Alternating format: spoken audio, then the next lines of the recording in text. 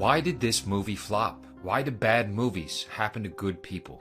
How can a great director make a terrible film? My name is Big Flops, and I intend to answer these questions.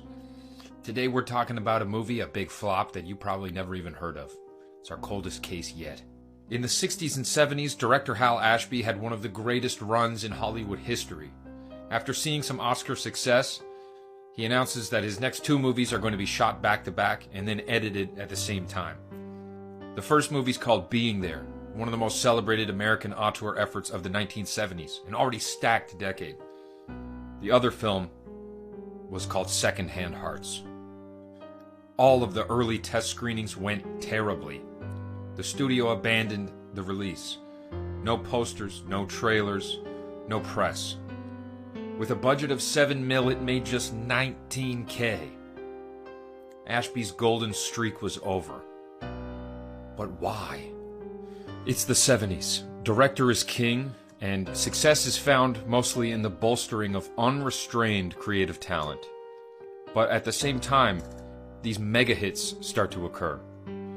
Grand productions start to see mammoth box office success, and for the first time, larger business entities start getting the scent of how much money can actually be made in the film business. Enter Lorimar Productions, some big dickhead TV company that is, after enjoying some TV success, wants to jump into movies.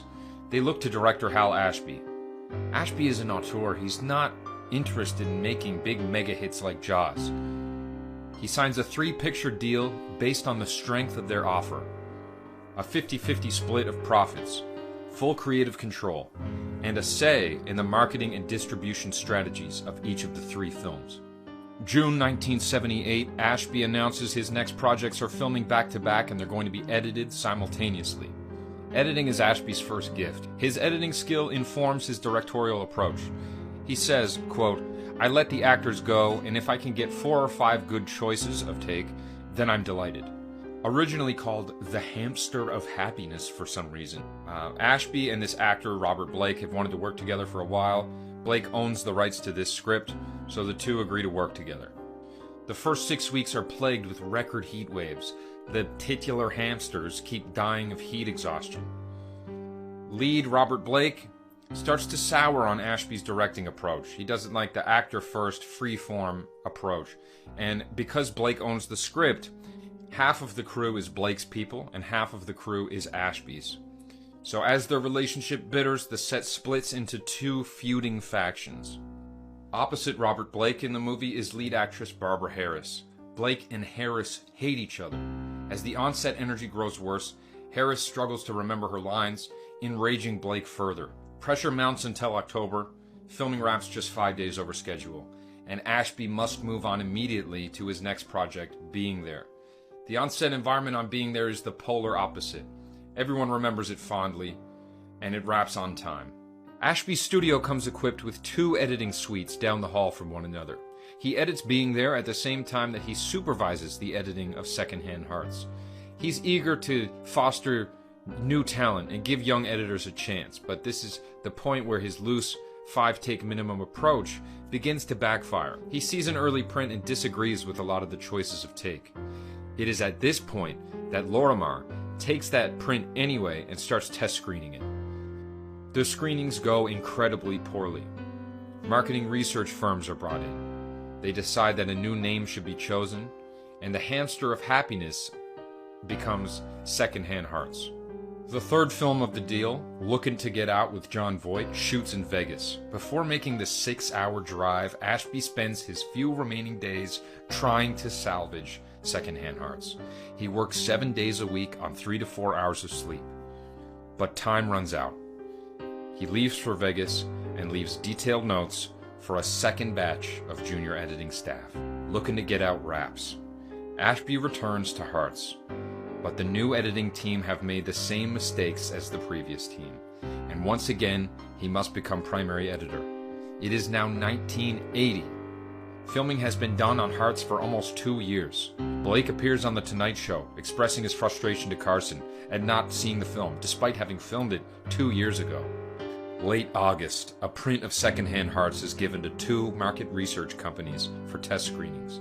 It also premieres at the Montreal Film Festival. All three are a bloodbath. Ashby, for the third time, hires a junior editor to make changes, this time based on audience feedback. This editor goes way off script, making unauthorized changes and erasing the master dub tracks. But Ashby, unwavering, works 5 weeks of 20-hour days trying to undo the editor's mistakes.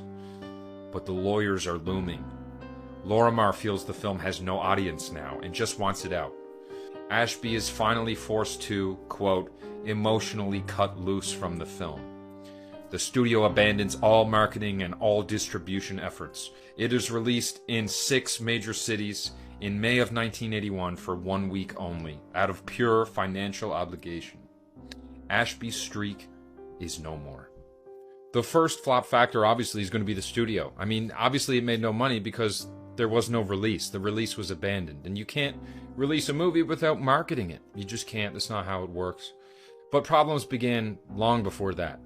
It became clear almost immediately that the promises of the Lorimar deal, the creator-first promises, were lies. They penny-pinched incessantly. Representatives were on set persuading and dissuading creative decisions. And a battle ensued over the marketing of being there. And Ashby quickly realized that he did not, in fact, have a say in the marketing as promised. But the worst thing Lorimar did was sabotage Ashby, and it followed him for the rest of his career. Execs told other execs not to hire him because he was an unstable drug addict. And Ashby's outspoken enthusiasm for marijuana made these rumors more digestible to Hollywood suits. What happened to Ashby on this and the other productions later in his life gave studios a blueprint that they use still to this day when they feel like a creative is biting the hand. Which leads directly into the next factor, Heaven's Gate syndrome. Far more than watching anyone experience any sort of artistic fulfillment, people have always expressed an obscene appetite for watching artists fail. These stories attract disproportionate attention. Something as fully realized as 2015's The Witch does not have the virality of something like 2015's Fantastic Four. We like stories where the artist is an unwieldy madman and we are wrong for it, and that is not what Big Flops does. However, another flop factor in this case is unfortunately Ashby himself. They say that to most, multitasking is a myth. You cannot multitask, you can only divide your attention. Secondhand Hearts was an afterthought to Hal Ashby, until it wasn't. Being There was a project conceived out of passion, and Hearts was a pandemic movie, a quick bang out. His attention and heart went to Being There. The final factor, and I try to avoid this as much as possible because box office success is seldom a good way to gauge the quality of a film. Bad shit makes good money and good shit makes bad money all the time. But sometimes, rarely, the audience can smell it beforehand.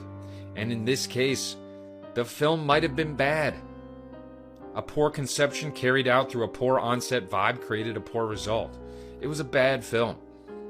The rest of Hal Ashby's career was mostly studio battles. It never got easier for him. Being There would be the last time that he would experience universal acclaim. Lorimar enjoyed little success before being absorbed by Warner Brothers in 1993. Barbara Harris starred in 3 hits and then retired from acting to pursue teaching. Robert Blake might have murdered his spouse. Thanks for watching.